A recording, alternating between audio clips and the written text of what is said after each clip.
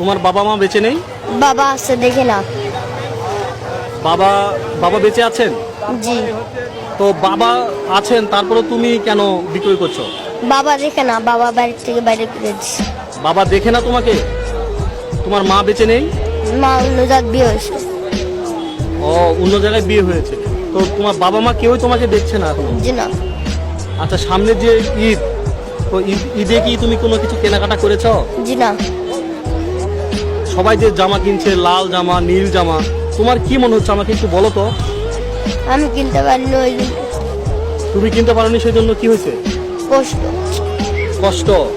তুমি আমাকে একটু বলো তো, কি কষ্ট তোমার ভিতরে? আমি কিনতে পারিনি, তা মানে ওই জন্য। তো তুমি এত ছোট মানুষ, তুমি, তোমার এত কষ্ট, তো আসলে তোমার দাদিও নাই, দাদি মারা গেছে, তো আর তুমি আছো কার কাছে এখন? আমি মহাজনের বাড়িতে থাকি। হ্যাঁ, আমি মহাজনের বাড়িতে থাকি। মহাজন? জি। কোন মহাজন? আমার যে হাওয়াই মিঠা বিক্রি করে ওনার বাড়িতে থাকি। তো তোমাকে হাওয়াই মিঠাই কে বিক্রয় করতে দিল? আমি একাই। তুমি একাই? জি। আহারে। তো তো তুমি তাহলে আছো কোথায় আসলে? হাওয়াই মিঠার বাসায়। হাওয়াই মিঠা যার বাসায় বিক্রি করি তার বাসায়। তার বাসায়? জি। তো এই যে হাওয়াই মিঠাই বিক্রয় করে তুমি টাকাটা কাকে দাও? আমি দাদির জন্য জড়ো করি, দাদির জন্য বার করবো ওই জন্য। তো তোমার বাবা মাকে তুমি খোঁজার চেষ্টা করো না? আছে কিন্তু দেখে না বাবা মা।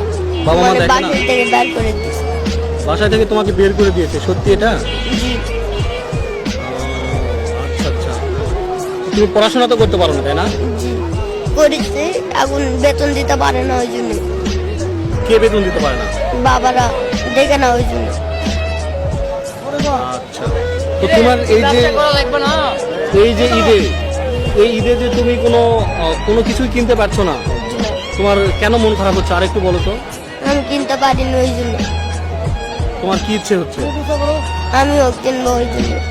তুমিও কিনবা? কি কিনবা? জামা কাপড়, আমার ঈদের জামা কাপড় ওই জন্য।